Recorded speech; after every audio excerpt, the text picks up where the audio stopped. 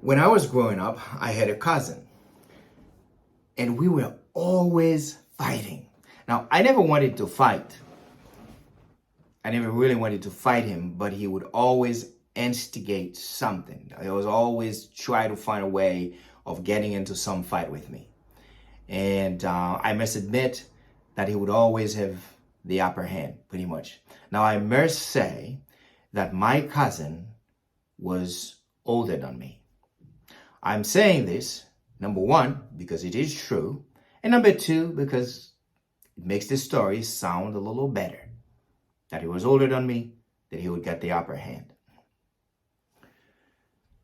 Now, there is one time I remember that my cousin came in, just as usual, started to goad me into fighting him. And as usual, I wasn't too interested, trying to do my best to stay away from that. And somehow he swung at me and he fell to the ground. And instinctively, I jumped on him. And I held him there on the ground. He tried to reverse me, he couldn't. He tried to get out from under me, he couldn't. And I was raining down punches. Man, I beat him up. And after that fight, as I'm telling you the story today, I think that's probably the last time we fought. And then because we were getting a little older and more understanding and realized that, we could just play or do other things instead of fighting each other constantly. If you ask me about all those moments that most of the time he would get the upper hand, I can't tell you I don't remember the details of any of those fights, any of those moments. That last fight, that's the only fight that I remember the details. I remember exactly where it happened. I remember who else was present. I remember all the details of it. And to me, it is the story. That's the story between him and I. It doesn't matter how many times before he got the upper hand. What matters was that moment, because that was revenge. That was the moment I was able to beat him up, and I beat him up good. So the payoff was so great. I mean, to finally, when you find yourself in a situation where you finally somebody who had bullied you your whole life, and all of a sudden for that one moment you got the upper hand, man, it is sweet. It is good. And I'm telling you this too because I come to talk to you about the fight that happened last night between Israel Adesanya and Alex Pereira. And also I want to talk to you about what I believe should be next for either gentleman, for both Israel Adesanya and Alex Pereira. So I look at those two gentlemen because, as you know, if you've been part of the MMA community, you know the story between those two guys. This is the fourth time that they fought each other. The fourth time. The first two times were in kickboxing, and during the first fight, it was Alex Pereira won by unanimous decision, and the second fight, Alex Pereira won by TKO. It was the first time Israel Adesanya was knocked out, and then after that, Israel Adesanya would move to MMA. And moved to MMA, he was very successful, went through the process, through the rankings, and became the middleweight champion. A few years later, Alex Pereira followed Israel Adesanya into MMA. Came to the UFC. After a couple of fights, he was awarded a title shot extremely fast compared to other competitors. Not even Conor McGregor had that fast track. Alex Pereira was fast tracked to the title. He beat Sean Strickland, which was at the time among the top contenders. He wasn't necessarily among the top, but he was a top contender. He knocked him out, and then that was enough for him to win a title shot. But I believe the reason Alex Pereira got the title shot so quickly compared to anybody else was because of the story between him and Israel Adesanya from kickboxing. It was good to build a fight, and it was also very compelling to the UFC, to Dana White, to the fans, to say, yes, this guy, he just beat somebody who is kind of at the top, and Sean Strickland, and also he beat the current champion twice, even though that was years ago in kickboxing. And of course, we all know what happened in the first fight. Israel Adesanya was clearly dominating, winning the fight until the 5th round. Somehow, Alex Pereira got him into the corner against the cage and won by TKO.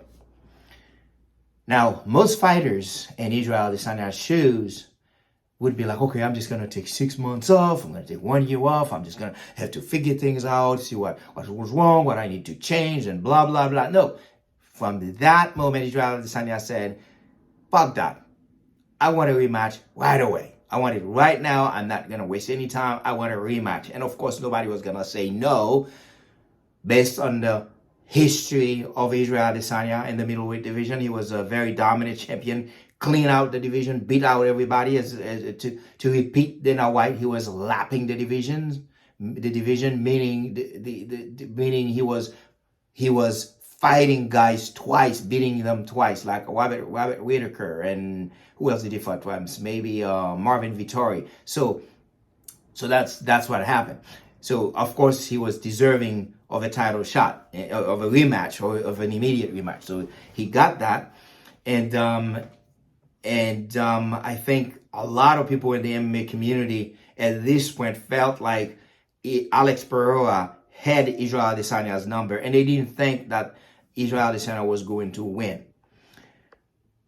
And of course, the fight happened last night, and I think the first one was pretty competitive, but they came to the second round, and Alex Pereira kicked Israel Adesanya in the leg, just like coming from the previous fight, and Israel backed up against the cage, and he said he was playing possum. I think he was probably right, and he kind of there, and Alex Pereira was throwing punches, kicks, and pulled him down for a knee. And Alex Pereira gets so overconfident that he forgot how good Israel Adesanya is, how good of a technician he is, how dangerous he is. So he was not respecting him, and somehow Israel Adesanya disconnect with a brutal punch. And then by the time Alex Pereira tried to raise his head up, another one, and then he went down cold. For good measure, Adesanya went there, threw one hammer fist, was about to throw another one. Look at the Pereira, he kind of felt like he was already out. And also the referee just stepped in. So he just stood up and celebrated. And he said, when he grabbed the microphone, he said, I hope everyone of you sitting here tonight or watching on TV, I'm paraphrasing here, has a chance at some point in your life to feel the kind of happiness that I'm feeling right now. And I understand the feeling. I know the feeling. I mean, as he says, revenge is sweet. It is. It has been, this is one guy who has been in his head, beat him 3 times, beat him in kickboxing. Now he moved to MMA, followed him into MMA. And of course, he thought that he was going to avenge those losses from kickboxing. Instead, he got knocked out. And now he's still looking at this man, and he had to fight him again. And now he had all this pressure in his shoulder. And he recognized it, he acknowledged it. In the build up to the fight, you could see Israel Adesanya during the press conferences. He was not hiding everything. He expressed it very clearly that he knew all the pressure was on him. And he did it. And man, that was a beautiful moment. And I believe at this point of time, this is the story. That's the story. That is the story between those two gentlemen. That last night, that's the story. And as far as what's next for these two gentlemen, I absolutely don't think that there should be an immediate rematch. Why should Israel Adesanya, go through that? Because now we need Alex Pereira to actually follow the process. Do a little bit heavy lifting. At least I think he should go at least fight one other guy at the top. Fight, Marvin Vittori, Paulo Costa, Robert Whittaker. Fight one of those guys and get to the title shot. Fight one or two of them. Cannonier, Jared Cannonier. Fight one of those guys. and then get to a title shot. Or there is a rumor out there even before the fight. The rumor was out there that Alex Pereira may move up to 205, which I think would make sense, because if you look at Alex Pereira, and I think this is probably one of the biggest struggle of Israel Adesanya. I mean, those two guys don't look matched at all. I mean, Alex Pereira is huge. These guys, I mean, I remember a picture of him standing next to a 205 pounder. Who was it? He was standing next to some guy who is in the light heavyweight division. He looks much bigger. This guy is huge. So he's definitely a guy that could easily be a light heavyweight or a heavyweight. So I think that's probably the best thing for him to do, just move up.